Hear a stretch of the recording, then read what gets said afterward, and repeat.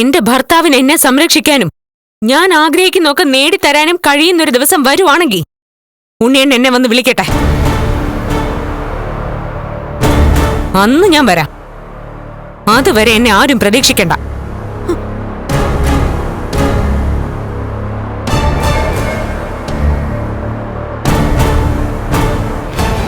അയ്യോ മോളെ, പോലെ മോളെ, മോളെ പോവല്ലേ മോളെ. വിടമ്മേ, വിടാൻ.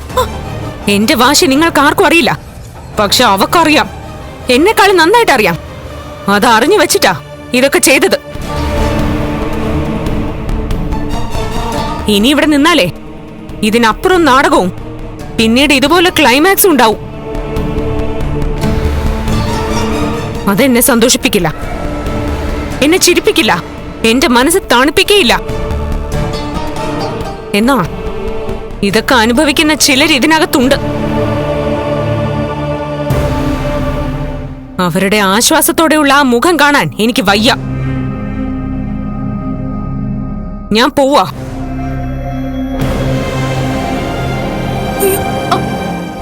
മോനെ, നീയും കൂടെ ചെല്ലടാ. കരുണ നിക്ക്. കരുണ,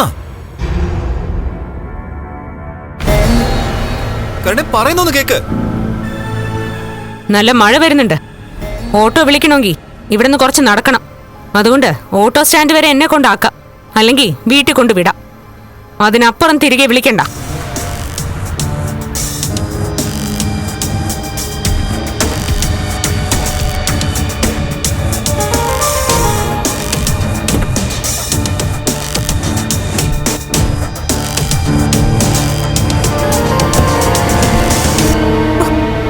കണ്ണേട്ടാ, കരുണ ഒന്നും പറയണ്ട.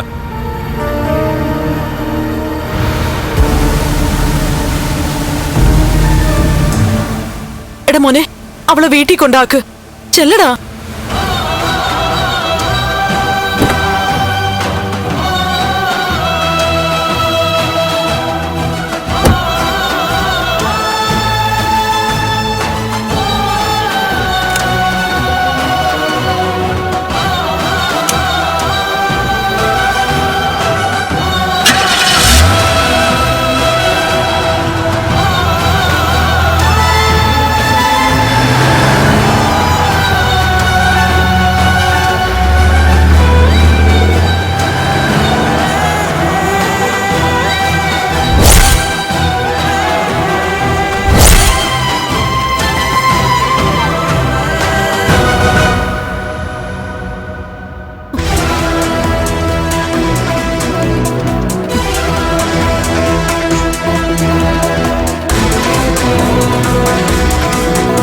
നിനക്ക് തൃപ്തിയായില്ലേ?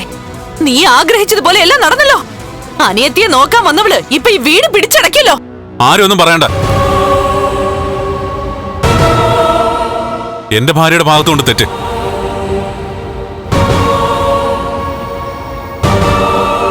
അത് ഇയാളുടെ അനിയത്തിയെ മനസ്സിലാക്കിയിട്ട് ചെയ്യാൻ പാടില്ലാത്തത് ചെയ്തു. അല്ലാതെ അതിനപ്പുറം വീഴ്ചയൊന്നും ഇയാൾക്ക് പറ്റിയിട്ടില്ല. അതുകൊണ്ട് പോയോള് പൊക്കോട്ടെ.